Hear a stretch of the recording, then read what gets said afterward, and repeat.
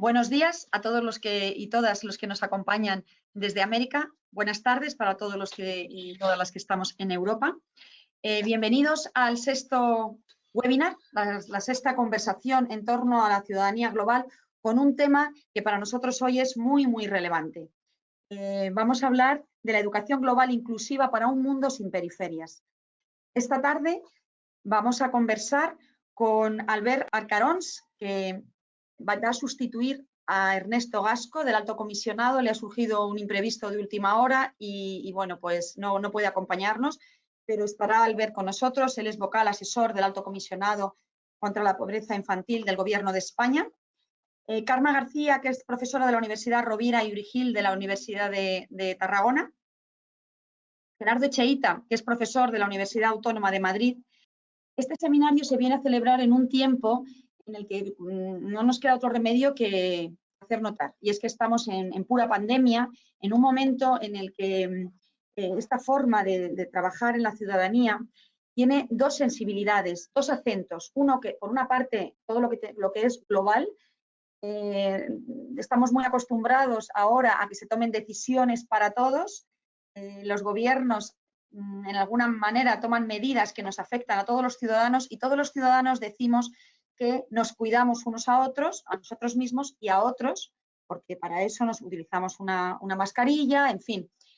Hay un acento que es global, miramos por el bien común, pero por otro lado hay un acento muy singular, y es que en esta pandemia hemos visto que se ponen de manifiesto y aparecen algunas personas que hasta ahora estaban casi invisibles. Pues es el caso de los mayores en las residencias, de muchos niños en la escuela que no tienen internet en casa o no tienen dispositivos o incluso no tienen luz eléctrica. Es decir, que, como digo, en este momento hay dos polos, lo global frente a lo singular. Lo que sí que hemos comprobado es que la pandemia nos ha hecho comprender a todos que somos interdependientes, no cabe duda.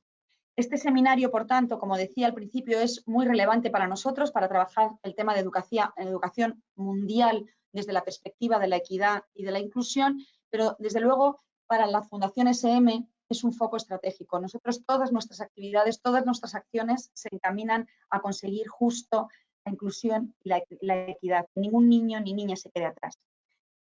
Hoy empezamos la conversación con Albert. Albert está trabajando con el Alto Comisionado del Gobierno español y está en este momento muy alineado en una iniciativa que han tomado, que es la Alianza contra la Pobreza Infantil. Y yo creo, Albert, que desde tu posición podrías darnos perspectivas desde lo macro. ¿Qué se hace desde la política para lograr la inclusión y la equidad? Bueno, buenas tardes a todas y a todos. En primer lugar, excusar que no ha podido venir el alto comisionado por un tema de personal, pero vamos a intentar transmitir el mensaje del alto comisionado, ¿no? Quería empezar subrayando que la mejora de la inclusividad del sistema educativo español es una de las principales preocupaciones del alto comisionado, como he dicho, y la lucha contra la pobreza infantil y conseguir una educación inclusiva y de calidad son dos elementos que entendemos que son indisociables, ¿no? Cuando mayores son las tasas de pobreza infantil, más difícil es garantizar la inclusividad del sistema educativo, ¿no? Y al mismo tiempo, la educación es la herramienta principal para romper el círculo de la pobreza y neutralizar los efectos más negativos de la misma.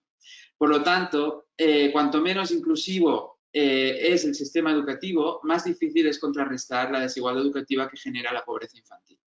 Por lo tanto, ambas se necesitan, ¿no? Y ambas se repelen, ¿no? La no inclusión genera más consecuencias de la pobreza y la pobreza genera más dificultades para la inclusión. Ese es el primer mensaje que queríamos trasladar y por eso estamos trabajando, ¿no?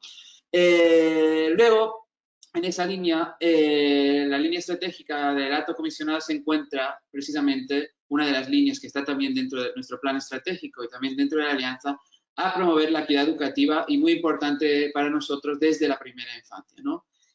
Para ello el gobierno está trabajando principalmente en dos líneas de actuación: expandir la oferta infantil de 0 a 3, muy importante también con la llegada de nuevos fondos europeos y de varias regulaciones europeas que luego podemos hablar o discutir, y luego garantizar una educación inclusiva y de calidad en el resto de las etapas formativas, ¿no? Por lo tanto, esas dos grandes líneas, garantizar la inclusividad desde la primera infancia y en las otras etapas garantizar también que esos desventaja de partida no se incremente, ¿no? Esa brecha no incremente, sino que logramos revertirla, sino es que la logramos revertir antes, ¿no? Ese es un poco el segundo mensaje que queríamos trasladar, esas dos grandes líneas. Cuando queréis me cortáis, si no voy avanzando en algunas otras ideas que tenemos para compartir hoy. Una educación inclusiva, ¿qué entendemos, ¿no? Desde el alto comisionado que es una educación inclusiva? Es aquella que permite desarrollar el potencial y el talento de todos los niños y niñas sin importar las condiciones de origen. Es aquella que identifica y responde a la diversidad de necesidades del alumnado, tanto dentro del centro educativo, y eso creo que es muy importante también, tanto dentro del centro educativo como fuera del mismo, ¿no? Y eso es muy importante para el alto comisionado porque estamos trabajando también en toda la parte de inclusión que pasa fuera de las escuelas, ¿no? Que yo diría que, o diríamos, en base a toda la evidencia que disponemos, que es de la más importante, ¿no? O una de las más importantes, que pasa fuera del horario escolar, ¿no? Y se propone también superar todo tipo de exclusión y discriminación. Para que eso se produzca, debe ser gratuita, equitativa y de calidad, sufragando todos los costes, porque ese es otro tema importante. En España tenemos un acceso universal casi de educación desde los 3 años de los 16, pero es verdad que hay muchos costes indirectos, en los que mencionamos en nuestro último informe de desigualdad educativa en España. Hay muchos costes indirectos que luego podemos discutir también, que hacen que muchas familias pues, participen de este sistema educativo en una condición de desventaja, ¿no? Como iba diciendo, para que una educación sea inclusiva debe ser gratuita, equitativa y de calidad, sufragando todos los costes asociados a la educación. También esos que son menos visibles, ¿no? Sobre todo para aquellas familias en situación de mayor vulnerabilidad. Una educación inclusiva debe empezar, creemos desde el alto comisionado y desde el gobierno, desde unas edades tempranas. En estas edades es donde se inician las brechas educativas, como he dicho antes, entre los estudiantes por razones socioeconómicas que acaban traduciéndose, por ejemplo, en desigualdades socioeconómicas y en el abandono educativo que tenemos en España, unas desigualdades, como hemos publicado recientemente desde el alto comisionado por quintil de renta, muy acusadas en la repetición, muy acusadas, lo que acaba generando pues, una frustración, ¿no?, del alumnado, un abandono del sistema educativo y, en definitiva, un perjuicio para toda la sociedad porque no estamos aprovechando el talento que teníamos de inicio, ¿no? O que potencial talento que teníamos, ¿no? Y por eso, como digo, una educación inclusiva, esa es nuestra idea hoy, que queremos también compartir con vosotras y vosotros, no puede ser a tiempo parcial, ¿no? Por lo tanto, va mucho más allá de la escuela. Esa es la otra idea. Y luego, en España, nos enfrentamos a grandes retos en materia de educación, una situación que sin duda ha empeorado con la pandemia, ¿no? Ese es otro de los mensajes que estamos viendo con investigación por toda Europa y en el resto del mundo. El impacto ha sido muy importante en el avance educativo de los niños y niñas con menos recursos, y eso hay que estudiarlo, analizarlo bien, y estamos teniendo los primeros resultados y hay que seguir avanzando para dejar claro que hay que combatir ese impacto, ¿no? Porque ese impacto es el futuro de muchísimas generaciones en todo el mundo, ¿no? Y es que la función equitativa y compensadora del sistema educativo español actual, eso es lo que encontramos en nuestro informe último, no neutraliza por completo el peso de las condiciones socioeconómicas de origen, ¿no? Y vemos que en todos los indicadores de educación, tanto de resultados como de repetición o abandono, hay una imprenta socioeconómica de clase social de origen muy importante. Y eso lo tenemos publicado y podemos luego ver esto en ese sentido.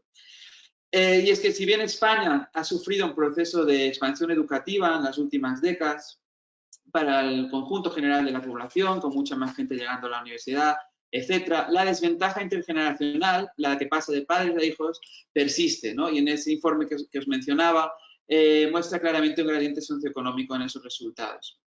La desigualdad educativa se transmite entre generaciones y casi la mitad de personas que crecieron en un hogar pobre, un 45%, que crecieron en un hogar, con un nivel básico de estudios un 45% de esas personas que consigue llegar al mismo nivel bajo de estudios, ¿no? Eso es lo que se llama la transmisión de desventaja educativa, que en nuestro país es muy alta y se sitúa en torno al 45%, como os digo, ¿no? La diferencia entre abandono es de 7,5 veces entre el quintil más bajo y el más alto, 7,5 veces, que es un montón, y la repetición es de 5,5 veces. Las diferencias socioeconómicas en repetición, ¿no?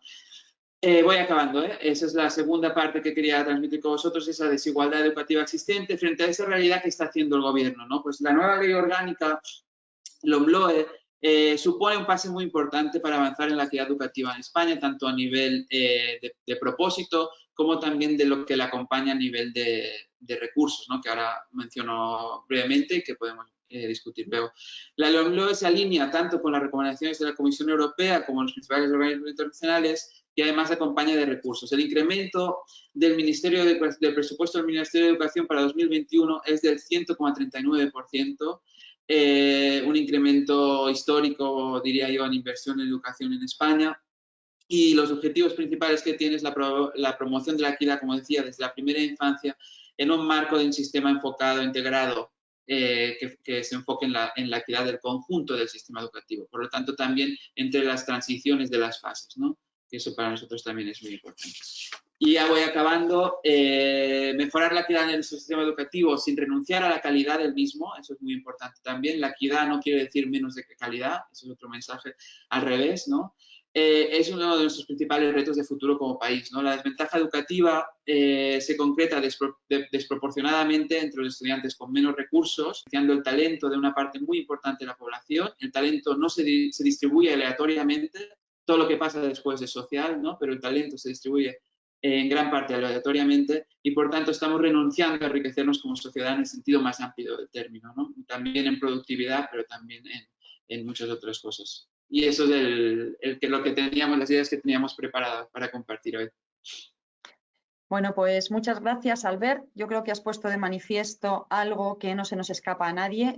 La inclusión educativa es algo que venimos escuchando ya desde hace más de 12 años. En el 2008 ya se decía en la agenda educativa que era prioridad que las escuelas intentasen, hicieran todo lo posible para lograr una educación de calidad, siendo equitativa e inclusiva. Y ahora seguimos otra vez viendo que el objetivo cuarto del desarrollo sostenible para el 2030 sigue diciendo que tenemos que garantizar una educación que sea de calidad, equitativa e inclusiva, que es lo que estabas diciendo, ¿no?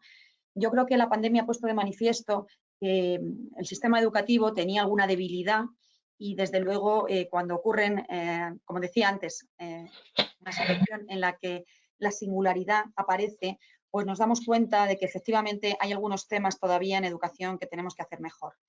Yo creo que la siguiente intervención, la que va a llevar a cabo Karma, yo creo, Karma, ¿qué te parece si hablamos sobre cuáles son las metodologías? Porque es verdad que no todas las metodologías permiten que en las escuelas se trabaje de manera inclusiva. Hay algunas que están mejor, tienen mayor evidencia que otras. Así que te doy la palabra para que vayas concretando todo esto que nos ha abierto, este mundo que nos ha abierto Albert, donde se han puesto de manifiesto pues muchas debilidades y algunas mejoras que podemos llevar a cabo de manera inminente. Pues yo creo que vamos a ir concretando ya en la escuela qué podemos hacer. Bueno, pues buenos días y buenas tardes, ¿no? Para las diferentes partes que están conectadas. También, bueno, en primer lugar agradecer la invitación a participar en este webinar y la verdad es que estoy encantada de compartir este espacio virtual con los compañeros y con Maite, ¿no? Para hablar, ¿no? De estos temas tan importantes, ¿no? Bueno, yo para centrar un poco la intervención y cumplir con el tiempo también, ¿no? Si no, ya me iréis parando. Quería, pues, para hablar precisamente de cómo hacemos esta inclusión social, ¿no? Dentro de lo que son los centros educativos u otros espacios educativos, ¿no? Quería centrarlo como en 4 puntos así que lanzaré y luego ya en el debate si no hablamos más, ¿no? Un primer punto hablando del tema de lo importante, ¿no? Que ya se ha hablado también y lo linkaré un poco con lo que ha explicado el compañero Albert, ¿no? Sobre el tema de cómo basarnos en evidencias, ¿no? Para conseguir la inclusión social, ¿no? Y quería empezar pues con un artículo de la revista Science, ¿no? Que dijo que el basarnos en la ciencia es un derecho humano, ¿no? Es decir, que toda persona tiene ese derecho humano, toda persona debe poderse beneficiar del progreso científico. En la situación que vivimos ahora, todo el mundo tenemos claro que la vacuna del COVID, toda la humanidad debe beneficiarse, ¿no?, de ese avance científico, y a veces parece que en educación no se ve tan claro, ¿no? Parece que cualquier cosa pues se aplica sin saber si tiene evidencias o no, ¿no?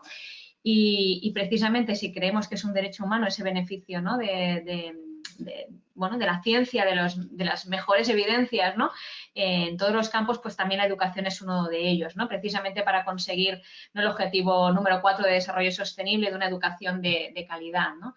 Como se ha comentado, la educación es la herramienta clave, ¿no?, para tener éxito.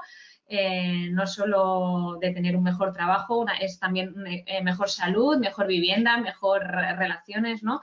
Y como sabemos, pues el reto, ¿no?, de que todos los niños y niñas estén escolarizados, se va avanzando consiguiendo ese reto, aunque como ha comentado también Maite, lo de la COVID, pues va a tener estragos, ¿no? Pero como también se ha comentado, el hecho de, por ejemplo, como en nuestro país, tener en el Estado español, ¿no?, tener asegurada la escolarización, tampoco está asegurando que todos los niños y niñas tengan éxito académico. Es decir, todos los niños y niñas escolarizadas, ¿no?, es como tener la vacuna, pero que a no todo el mundo le haga efecto, ¿no? Entonces, ¿qué está pasando? Es decir, tenemos precisamente estos grupos más vulnerables, ¿no?, que ya viven una situación de exclusión, que están institucionalizados en nuestros centros educativos, pero que no están consiguiendo éxito académico, que son los chicos y chicas que tienen más problemas, ¿no?, también luego pues para llegar a estudios superiores y que acaban en itinerarios de exclusión, ¿no? Si tenemos claro que la educación está muy linkada, ¿no?, con la pobreza y las situaciones de extrema pobreza, pues vemos que hay mucho por hacer, ¿no? Una de las primeras cosas que hay que hacer es, pues precisamente, igual que en sanidad, ¿no?, en salud se está luchando contra las pseudoterapias, ¿no?, en educación, una de las cosas que tenemos que comenzar, ¿no?, bueno, ya se ha comenzado, ¿no?, a trabajar es el tema de los edumitos, ¿no? Hay muchos edumitos, ¿no?, mitos educativos de por qué no hay éxito, ¿no?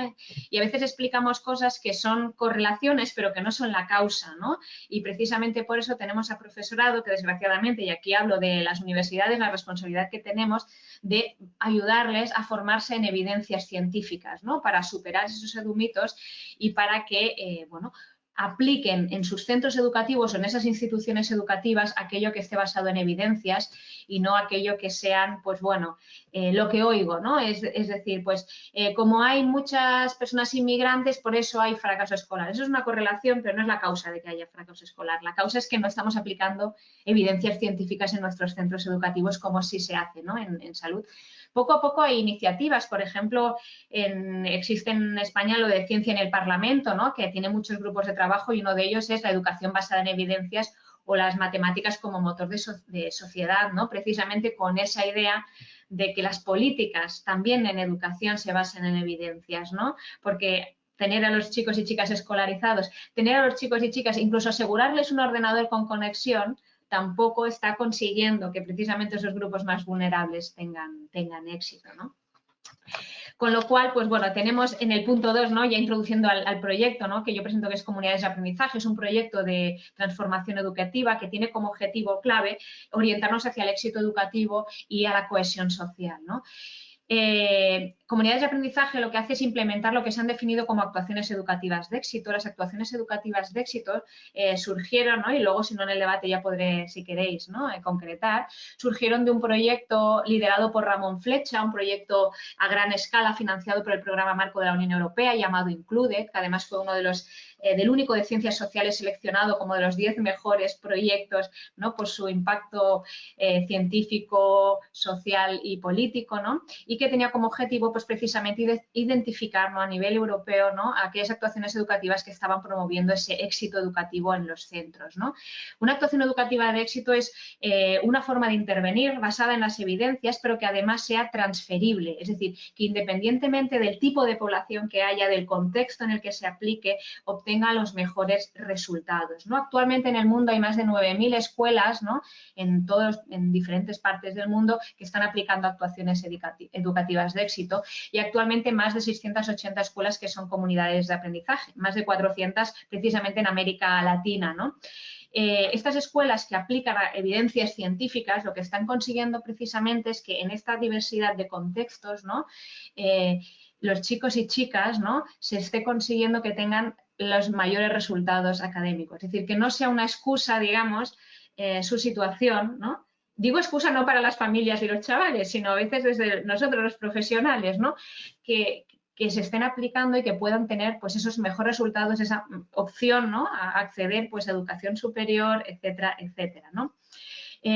Esta replicabilidad, ¿no? Del proyecto de comunidades de aprendizaje y sobre todo de las actuaciones educativas de éxito es súper importante, ¿no? Porque a veces una cosa funciona en un contexto, pero a lo que pasas en otro pues no funciona, ¿no? Si no, no sería una actuación educativa de éxito. La Comisión Europea lo reconoció como tal precisamente por esa posibilidad de replicación, ¿no? Y luego, en todo caso, luego si alguien quiere más información, pues podemos linkar alguna web para poder consultar, ¿no? De hecho, la Comisión Europea hizo un comunicado en el cual se identificaba comunidades de aprendizaje como uno de los proyectos que estaba mejorando el problema del absentismo escolar, uno de los problemas desgraciadamente acuciantes en determinados contextos y sobre todo a partir del COVID, ¿no? Lo que nos vamos a poder encontrar, ¿no?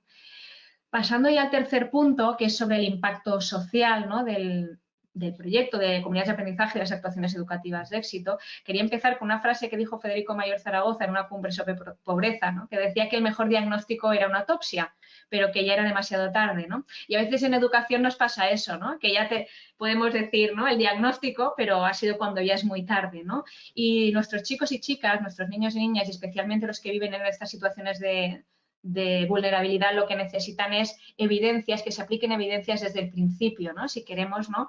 Que consigan, ¿no? Ese éxito que les va a conseguir sacar, ¿no? De la exclusión social y escoger, ¿no? Y tener una vida pues digna, ¿no?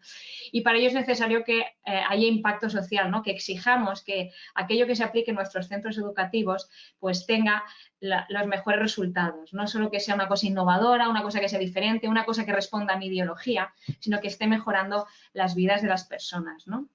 Algunos ejemplos son de centros educativos, por ejemplo, cerca de mi territorio, ¿no? En el que yo estoy, de comunidades de aprendizaje, ¿no? Pues, por ejemplo, un centro con un 70% de alumnado gitano, 30% inmigrante, había tenido muchísimo fracaso escolar, por ejemplo, en competencias básicas, no llegaban al 8% de alumnado que las aprobaba, ¿no? En ese contexto, y a los 5 años, ¿no? De aplicar actuaciones educativas de éxito, más del 70% del alumnado aprobaba estas competencias básicas. Eso es impacto social, no solo por la mejora académica, sino por lo que supone, ¿no? En sus vidas y en sus propias comunidades, ¿no?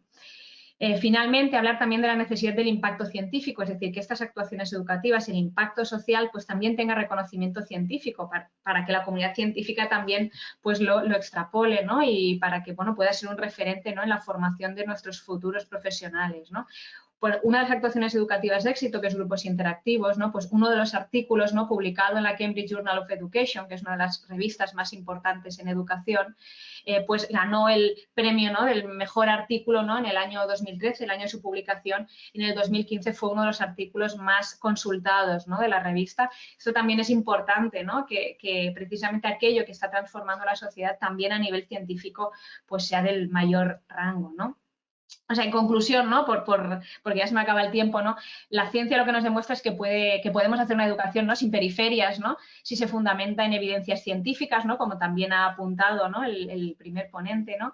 Y que esté mejorando, ¿no? El impacto, bueno, que esté demostrando que tiene impacto social, mejora académica, mejora de las vidas de las personas, mejor cohesión social, ¿no? En definitiva, la mejora de toda comunidad, ¿no? Es como decía Paulo Freire, ¿no? Unir la ciencia y la ilusión, ¿no? Que tenemos, ¿no? Y el compromiso que tenemos las personas que nos dedicamos a educación, ¿no? Y bueno, lo dejaría aquí por el cumplimiento del tiempo y para escuchar también al siguiente ponente. Muy bien, pues muchas gracias, Karma. Desde el punto de vista metodológico ha quedado clarísimo que necesitamos en educación acostumbrarnos a medir, a evaluar y a trabajar desde la evidencia científica, y esto es algo que es muy innovador ya en sí mismo, y hacia eso estamos caminando, y en ese frente estamos ya muchísimas instituciones apostando porque, como tú dices, lo que hagamos tenga un fundamento y un rigor. Ese es el punto de vista metodológico por parte de los docentes. A mí me gustaría ahora que fuésemos avanzando y concretando un poquito más hacia lo que aprende el alumno.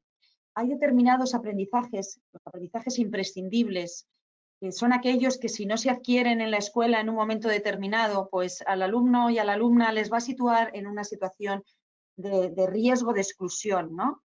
Yo creo que eso es un punto de vista muy interesante, porque ahora, de cara a los nuevos currículos que van a surgir en diferentes países que tienen reformas educativas, pienso en México, pienso en España y otros, creo que será interesante hacer este análisis. Realmente, ¿qué es lo que tiene que aprender un alumno para que no tenga riesgo de exclusión? Y yo creo que en esta ocasión Gerardo Echeita, que es una de las personas que en mi juicio más saben, me atrevo a decir de manera internacional, sobre este tema. Ha sido profesor mío, lo tengo que reconocer, y entonces le aprecio muchísimo, pero soy consciente de que lo que digo es verdad, tiene rigor de karma, tiene rigor científico. Entonces, me gustaría, Gerardo, que aterrizases un poquito cuáles son las competencias básicas, cuáles son los aprendizajes imprescindibles.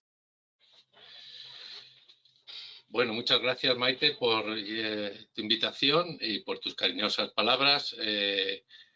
También por felicitaros a la Fundación, a SM, por la iniciativa. Yo creo que ahora, más que nunca, es necesario que la sociedad civil, y ojalá que en ocasión que tuviéramos más oportunidades de encontrar y de debatir precisamente sobre el futuro y sobre la educación que necesitamos para ese futuro, dentro de la cual, dentro de este complejo entramado, pues una pieza es la que tú acabas de señalar, que tiene que ver con repensar, entre otras cosas, lo que enseñamos orientado en qué dirección, hacia unas competencias básicas. Déjame, de todas formas, si no te importa, previamente también reforzar algunas ideas que en todo caso estoy muy de acuerdo con los aportes que han hecho Carmen y Albert, y lo cual quiere decir que también hay una enorme sintonía y una evidencia acumulada de algunas cosas que son importantes. Yo creo que también es importante para quien nos está escuchando darnos cuenta o compartir. Bien podríamos decir que hemos pasado de un mundo que en buena medida podríamos considerarlo binario, un término que en otros ámbitos se ha puesto también relativamente de moda, un mundo binario, un mundo configurado por hombres y mujeres, personas capaces y no capaces, buenos y malos estudiantes, ricos y pobres, de aquí y de allá. Y en ese sentido, una de las grandes transformaciones de nuestra sociedad es ir a un mundo diverso, por decirlo, donde la diversidad de formas de ser, de amar, de reconocer, de aprender, de relacionarse, de creer, son diversas en sí mismas. Y esa premisa es fundamental, y lo va a ser siguiendo de una manera exponencial en el futuro. Entre otras consideraciones, porque además, como sociedades organizadas y estructuradas internacionalmente y con oportunidades para reflexionar y darnos a nosotros mismos ambiciones colectivas, hemos dicho que esa es la sociedad en la que queremos vivir. O sea, que no es algo que va en contra de, que se impone por otros procedimientos, sino que hemos dicho, y cuando digo hemos, como que uno hubiera sido parte, digamos, la sociedad civil, todos los estados parte, dice los organismos internacionales, hemos acordado que esa es la sociedad en la que queremos, y entre otras muchas consideraciones, los objetivos para el desarrollo sostenible reflejan precisamente ese compromiso y ese reconocimiento de que vamos a sociedades y que queremos no solo ir de una manera forzada, sino porque lo queremos, ir a sociedades donde la diversidad sea el punto de partida. La diversidad no simplemente como pegote, como pegar unos al lado de otros, sino una que suponga una convivencia, que es algo más que una mera coexistencia. Uno puede coexistir con alguien al que de alguna manera, incluso podríamos decir, si se me permite, puedes hasta despreciar o no gustar. Y sin embargo, convivir supone un elemento de reconocimiento, de respeto, de diálogo con el otro, ¿no? Por lo tanto, esa es una característica de nuestra sociedad hacia la que vamos, hacia la que hemos dicho que queremos ir, y a la que además le hemos dado el estatus de derecho. Eso lo sabe bien el alto comisionado, por cuanto el derecho a la vivienda, los derechos de la infancia, en muchos ámbitos distintos, no es una mera palabra. No es que decimos, es un derecho como de una manera ligera de hablar, es que los derechos tienen una fuerza moral, legal, jurídica, que nos obligan. Y el derecho, podríamos decirlo ahora, a una educación inclusiva, tiene todo en este momento, y refrendado por nuestro país y por muchos de los países de la audiencia que seguramente nos está escuchando, tiene el estatus de un derecho legalmente reconocido. Es decir, que tenemos que ponernos en marcha para que ese derecho se pueda cumplir, porque los derechos que no se pueden cumplir son mera palabrería.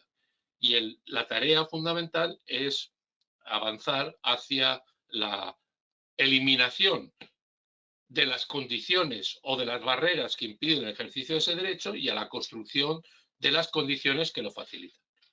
Esa consideración me parecía que era importante. Otra idea, antes de llegar a esa pieza final que tú me preguntabas, tiene que ver con que, sin duda alguna, nos estamos enfrentando a un tema de una enorme complejidad, a un asunto que es muy complejo y muy desafiante, por cuanto, como bien ha resaltado Albert y Carme, es un asunto que afecta a las cuestiones que están dentro de la escuela, pero también a muchos elementos que están más allá de las puertas de la escuela. Hay algunos colegas que han hablado en ese sentido de que tenemos que adoptar una perspectiva, diríamos, ecológica de la equidad. Y esta pandemia ha puesto de manifiesto, por ejemplo, que efectivamente, cuando los niños han salido de la escuela y han ido a eso que está más allá de las puertas de la escuela, es decir, a su casa, lo que allí se han encontrado ha sido con circunstancias y condiciones absolutamente inadecuadas, insuficientes para el trabajo educativo, que no han paliado, aun cuando haya sido un elemento importante, la mera dotación de recursos. Porque si un niño en la Cañada Real tiene un ordenador, o le hemos conseguido un ordenador, pero no tiene electricidad, como estamos viendo desde hace 6 meses, o no tiene luz, o está pasando frío o hambre, pues como comprenderán que por mucho que tenga un buen ordenador con buenos programas y en el mejor de los casos también con buenos docentes, ese chaval va a tener enormes dificultades, y por esa razón no es de extrañar que esos altísimos índices de reproducción de la desigualdad a los que Albert se ha referido. Por lo tanto, hay que asumir también que nos vamos a enfrentar a una tarea enormemente complicada. Y en ese sentido, hay que pensar, y puede ser alguna de las cuestiones que luego salgan en la conversación, en cómo favorecer esos procesos, o sea, el cambio, todo lo que tiene que ver con el cambio a distintos niveles, el cambio de mentalidad, el cambio de concepciones, pero el cambio también de formas de organizar y de trabajar, el cambio de crear condiciones para que los centros puedan hacer algo precisamente fundamental, y es repensar los centros con un marco legal que lo permita, qué quieren enseñar y para qué deben enseñar. Y en ese sentido, si los centros, por ejemplo, los equipos docentes no tienen oportunidades para tener tiempos de calidad, para revisar su currículum, lo que enseñan, cómo lo enseñan, sea intentando aproximarse a esas experiencias de éxito que señalaba Carmen, cómo lo enseñan y para qué lo enseñan y con qué resultados están teniendo, si los centros, insisto, y los equipos docentes no tienen esos tiempos de calidad, de nuevo estaremos haciendo buenas propuestas que no estarán tocando elementos fundamentales del cambio. Dejo entonces ahí apuntada como otra de las cuestiones que podemos igual debatir, y es ¿qué facilitará ese cambio? ¿Qué elementos van a ayudar a apoyar el cambio? Como también tendríamos que prestar mucha atención a todas las resistencias a ese cambio. Sin duda alguna, Carmen ha apuntado algunas de esas resistencias muy importantes, que son esos eudomitos, esas creencias, el yo opino, y, en todo caso, la existencia de un sistema educativo hiperestructurado, hiperburocratizado, muy complejo también, que hace muy difícil precisamente esa resistencia. El poco y el gran desprecio que se hace precisamente a las evidencias científicas. A mí, personalmente, ya lo voy a decir por si alguien me escucha, mira, Albert igual se lo puede trasladar en alguna nota a alguien del ministerio, me asusta, no me asusta, perdón, me molesta mucho que cuando se hable de ciencia solo aparece un hombre o una mujer con una bata y un microscopio. Es que la educación tiene mucha ciencia, y vuelvo a decir, Carmen lo acaba de poner de manifiesto, tiene mucha ciencia, muchas evidencias que nos pueden ayudar a hacer las cosas mejor. Por lo tanto, necesitamos poner al servicio de los coles esa ciencia. La pregunta es, ¿qué lo está impidiendo? ¿Qué se resiste? ¿Qué elementos estructurales del sistema están ahí operando para que esa ciencia que está disponible, que está en las facultades, que está en los... y si me apuras a golpe de varios clics de ordenador, ¿qué impide que esas evidencias lleguen a la escuela? Esa es una pregunta súper importante. Entonces hay que tener, y por eso he necesitado, Maite, este pequeño preámbulo, si no adoptamos una perspectiva sistémica o ecológica y a la vez ecológica de este proceso que tenemos por delante, podemos caer en el riesgo de ir a propuestas puntuales o aspectos específicos. Y el mismo sean con evidencias de éxito o sean con evidencias o con pseudomitos. Es decir, los grupos interactivos se pueden aplicar bien y se pueden aplicar mal. Se pueden intentar hacer de ellos y ser una palanca de transformación o pueden resultarse algo muy superficial. Por decir solo, por conectar algunas de las cosas que hemos dicho. ¿Cuál es dentro de esa visión sistémica? Indudablemente el currículum es una de las piezas importantes que habrá que repensar. Y si hay un acuerdo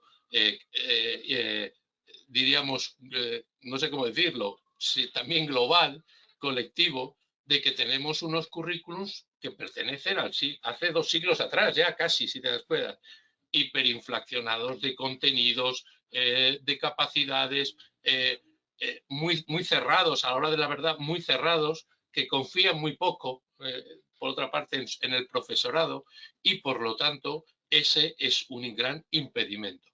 Una de las grandes transformaciones tiene que ser en repensar profundamente, por una parte, cuáles son esas grandes competencias que tenemos que desarrollar.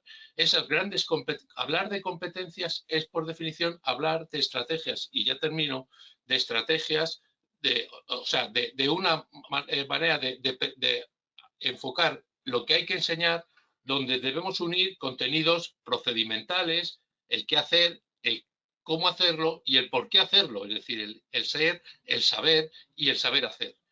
Y eso, hacer ese tipo de enseñanza donde se unan esos 3 elementos, es una tarea a su vez que requiere tiempo y que no se puede aplicar con un currículum hiperinflacionado. Por lo tanto, tenemos que repensar, disminuir esos contenidos, ahí la importancia de ir a ese enfoque que tú has planteado muy bien, Maite, de ir a repensar cuáles pueden ser esos aprendizajes o competencias imprescindibles, porque la vida es muy larga. Y aquí termino en esta primera aproximación, aunque puede que haya contestado poco a tu pregunta. Como la vida es muy larga, lo que nos dice, y estamos viendo que ahora la vida no solamente es larga, sino que es conectada y que podemos tener muchísimas oportunidades de aprender, no solo en la escuela, sino fuera de la escuela. No podemos empeñarnos a hacer como se hacía 2 siglos atrás, y es que en la escuela se aprenda todo. En la escuela se tienen que aprender algunas cosas importantes, tal vez, y me voy a parar aquí en dos de ellas. Una, aprender a convivir. Aprender a estar con otros, a reconocernos, a respetarnos, a discutir, a enfrentar nuestros conflictos de una manera constructiva. Y la otra, fundamental, clásica, donde las haya, aprender a aprender. Es decir, saber a enfrentarnos a cuando llega un problema, a formularlo, a establecer unas metas, a seguir un plan de acción, a evaluar nuestros logros, a buscar información, a interrelacionarla. Esa capacidad va a ser crítica, repito, porque vamos a tener mucho tiempo de aprender y muchas oportunidades. El profesor César Coll habla, es que vamos a tener, en el marco de lo que él llama con mucho acierto una nueva ecología del aprendizaje, ahora tenemos mucho más tiempo de aprendizaje y mucho a lo largo y a lo ancho de la vida. Entonces, Eso, el ancho de la vida quiere decir que es que nuestros chavales están con un móvil conectado, están aprendiendo cosas fuera, tienen muchas oportunidades. Entonces, cuidar al máximo esa competencia de aprender a aprender es seguramente en torno a ella, porque esa necesita contenidos específicos, procedimentales, también actitudinales y conceptuales en algunos casos.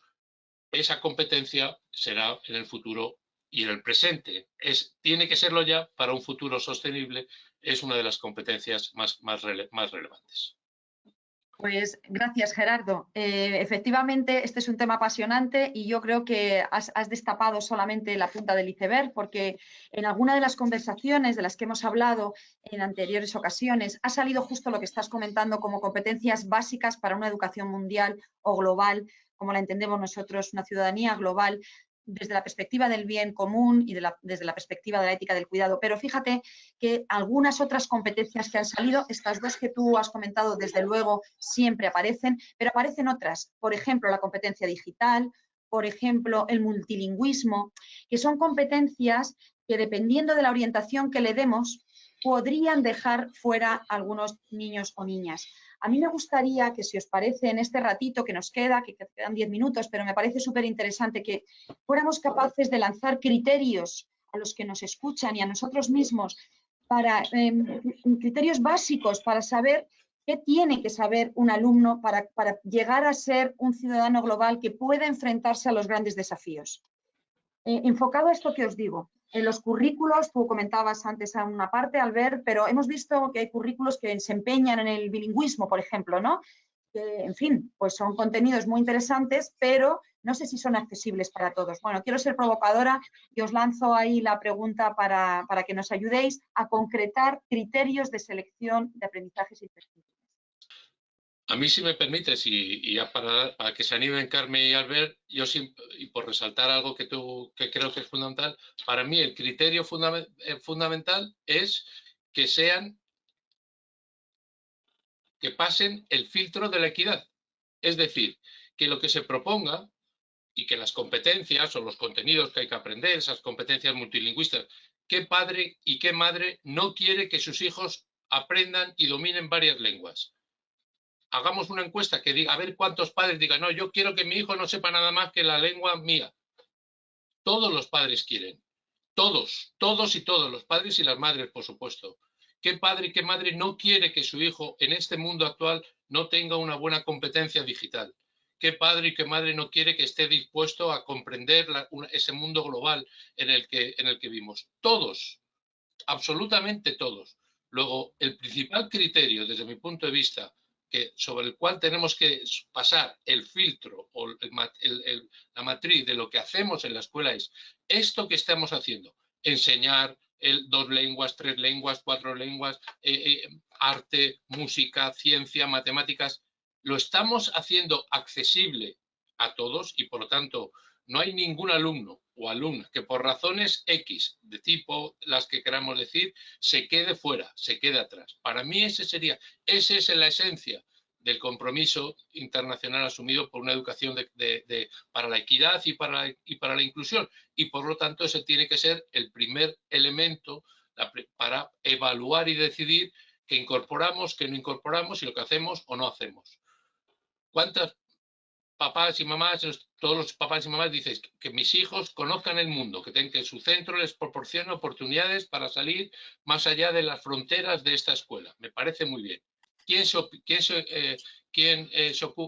opone a eso? Nadie. Pero como hay un alumno en mi colegio que es autista o como hay un alumno que tiene movilidad reducida, claro, pobrecito, es que claro, es que nos queremos ir a París, o es que queremos ir a tal sitio, o queremos hacer tal excursión, o queremos hacer tal salida, pero claro, es que no podemos. Bueno, pues que se quede, ya le daremos una alternativa. Eso es lo que hay que, ese es el primer criterio desde mi punto de vista. ¿Alguno, Carmen? Bueno, también en la línea de lo que comentaba, ¿no? Gerardo, yo creo que el tema de lo que exige el mundo a los chicos y chicas, ¿no? A todos, pues podríamos entrar en una crítica de, entre comillas, de que si lo digital excluye a unos, si lo del multilingüismo excluye a unos, o el debate, que no sé si ha habido en todos los sitios, de si tener deberes o no excluye a unos porque unos tienen quien les ayuda o no, ¿no? A veces estos debates son, bueno, vamos a ver qué dicen las evidencias. Y si las evidencias dicen que sí, que ahora mismo lo que se demanda es esto, y las familias quieren que cualquier familia quiere que sus hijos y hijas estén preparados y preparadas para ese mundo diverso que cambia cada vez más rápidamente. Lo que tenemos que hacer desde los centros educativos, desde las instituciones, ¿no? Es conseguir que todos y todas alcancen ese éxito, alcancen el éxito, no digo solo académico o económico, no me refiero a ese éxito, sino ese éxito social, ¿no? O humano, para que puedan, pues bueno, ¿por qué es un impedimento que haya un chico o chica autista en el aula para conseguir eso, ¿no? Pues vamos a ver qué dicen las evidencias, si es posible o no. El tema es no dejar a nadie fuera de eso, ¿no? Para mí el debate no es de si ponemos las TIC se excluye a no sé quién, sino si las TIC es una demanda, si es necesario, pues lo que tenemos que hacer es comunidad, profesorado, universidades, investigadores, ver cómo eso se hace, pero no quitárselo a todo el mundo o quitárselo a unos porque entonces no es equitativo, ¿no? Sino que el debate está en que nos tenemos que basar en evidencias y a partir de aquí elaborar ahí las políticas, elaborar los diseños, ¿no? De los planes de estudio también en las universidades, cómo nos formamos, ¿no? Los profesionales y cómo trabajamos con la comunidad, ¿no? Incluso en esta situación, ¿no? De confinamiento, ¿no? Que decíamos, bueno, pero habrá chavales que no, pues bueno, pues ha habido centros que han buscado las maneras de conectar con esas familias, ¿no? De estar en determinadas horas en el barrio para poder repartir los deberes, de conectarse por el móvil, de tener voluntariado que ayuda a hacer los deberes conectándose con el móvil de la mamá o del papá para ayudar a hacer los deberes a esos chicos y chicas que sus familias no pueden. Pero si las evidencias dicen que una cosa es buena, lo que no vamos a hacer es eliminarla y sobre todo de los grupos más vulnerables porque sus familias, como también he dicho, claro, todas las familias quieren, ¿no? Que sus hijos e hijas sean competentes en aquello que les va a hacer, pues, bueno, competentes en este mundo, ¿no? Diverso y cambiante, ¿no? Y estas competencias van cambiando, ¿no? Y el tema es crear personas críticas y capaces de ir adquiriendo, pues, las diferentes habilidades que se le vayan exigiendo, ¿no? Desde la crítica, evidentemente, pero también con la capacidad de poder adquirirlas, ¿no? Que si no hay una parte de la sociedad a la que les negamos esa competencia. Albert. Sí, pues muy interesante, Gerardo de Carmen. Yo estoy muy de acuerdo en que no es la competencia la que excluye, sino la equidad del sistema, ¿no? Y eso yo creo que es una idea que tenemos que tener clara. Yo creo que competencias básicas estamos, yo creo, en una etapa donde no podemos obviar la importancia de la digitalización para la inclusión social. Yo creo que no para la ciudadanía, incluso para el propio voto por correo, por ejemplo, que requiere de algunas habilidades de competencias digitales, que hemos visto con la pandemia, que gente no ha ido a votar simplemente porque no tenía una buena relación con la digitalización, ¿no? Y eso involucra competencias digitales básicas para la ciudadanía, ¿no? Para ser un activo, ¿no? Participar activamente de la ciudadanía. Luego, el arte cohesionado, hemos identificado una triple brecha digital en España, le hemos puesto números durante esta pandemia, también se puede consultar en nuestra página web, que hay una brecha de acceso, como decía Gerardo, pero una vez la de acceso hay una brecha de uso, ¿no? De uso de dispositivos, de cómo se usan, de cómo las familias pueden ayudar a usarlos, etcétera. Y otra brecha, la tercera, de dispositivos, ¿no? De qué tipo de dispositivos, como decía Carmen. No es lo mismo hacer los deberes por un móvil que por un ordenador conectado a una red estable de Wi-Fi, ¿no? Las condiciones materiales, por mucho que el talento sea igual en ambos lados, ¿no? Las condiciones no pueden ser tolerables, ¿no? Porque luego no estamos educando en equidad, ¿no? Educando con equidad, perdón. Y luego quería introducir otra idea, la última ya, que desde el cohesionado estamos impulsando a través de la alianza, es también fuera de la escuela buscar otros lenguajes de inclusión, ¿no? Y en eso me refiero, por ejemplo, la música o el deporte, ¿no? Que pueden mejorar también a través de la adquisición de competencias transversales, de la autoestima, de variables mucho más psicológicas que muchas transferencias monetarias no pueden quizá cubrir, de esa huella que deja la pobreza. Esos otros lenguajes de inclusión que desde la alta función estamos impulsando fuera de la escuela pueden ayudarnos a mejorar la experiencia escolar también, ¿no? Y eso creo que también es importante. El deporte, la música y el arte en general pueden ayudar muchísimo, como algunas evidencias indican, sobre todo en estudios de práctica de música colectiva, pero también del deporte, ¿no? De habilidades transversales que pueden mejorar resultados educativos. Esos otros lenguajes son prioridad, por lo tanto, el autocondicionado fuera de la escuela. Dentro de la escuela, equidad no es la competencia, sino el sistema, cómo está organizado. La segregación escolar, importantísima en todo esto, yo creo, los recursos de los centros en base a la demanda, ¿no? Al tipo de estudiantes que tienen. Es muy importante corregir esto porque si no se hace todo mucho más complicado. Pues muchas gracias a los tres. Se quedan muchas preguntas por ahí. No sé si alguien de los que nos está escuchando quiere lanzar una solo, porque no tenemos tiempo. Se ha apuntado hacia la personalización. Me da mucha pena que no podamos profundizar. Lo haremos en alguna conversación posterior seguro, porque tenemos que ver y explorar qué potencial tiene la tecnología para ayudarnos en esa práctica de personalización. Lo habéis apuntado un poquito cada uno. A mí me hubiera gustado profundizar más, pero no nos da el tiempo. Bueno, responderemos a alguna de las preguntas que nos lancen. De momento en el chat no ha entrado ninguna. Lo que sí que ha quedado clarísimo es que detrás de muchas situaciones de exclusión social hay una infancia y una juventud con carencias en el aprendizaje. Y a mí me parece que eso es una grandísima responsabilidad de los que estamos aquí, desde luego, y de la Fundación, por supuestísimo. Yo creo que la lucha por la equidad tiene que ser uno de los ejes de trabajo de nuestro LOES, pero de todos los agentes educativos. Estamos convencidos de que solo desde ahí responderemos también a lo que los chicos nos demandan. Yo quería lanzar un dato que para nosotros ha sido muy significativo. En el último estudio, el informe que hemos lanzado ahora del estudio que realizamos sobre la juventud, que es un estudio transversal que venimos haciendo desde hace más de 30 años, ha surgido una novedad que para nosotros es maravillosa, y es que los chicos reconocen como tercer aspecto más importante para sus vidas la educación. Es muy llamativo, ¿eh? Primero la salud, después la familia y en tercer lugar la educación. Por tanto, no les podemos fallar. Yo creo que tenemos que tomarnos muy en serio, que no nos podemos dejar a nadie atrás, que la generación que está sufriendo en este momento la pandemia y que algunos están padeciendo y se están ahogando las desigualdades de manera mucho más profunda, no tienen, como decía antes Gerardo, no les podemos privar del derecho que tienen a la educación, y nosotros no nos podemos permitir que se nos quede nadie, ninguna niña ni ningún niño atrás. Así que con ese objetivo seguimos trabajando, y muchísimas gracias a todos los que nos escuchan, a vosotros desde luego por acompañarnos en esta tarde. Nos habéis dado pistas e intuiciones para seguir reflexionando en torno a una educación para la ciudadanía global. Muchísimas gracias y buenas tardes, buenos días a los que están desde América. Muchas gracias a todos y a todas. Muchas gracias a vosotros. Gracias. Hasta luego.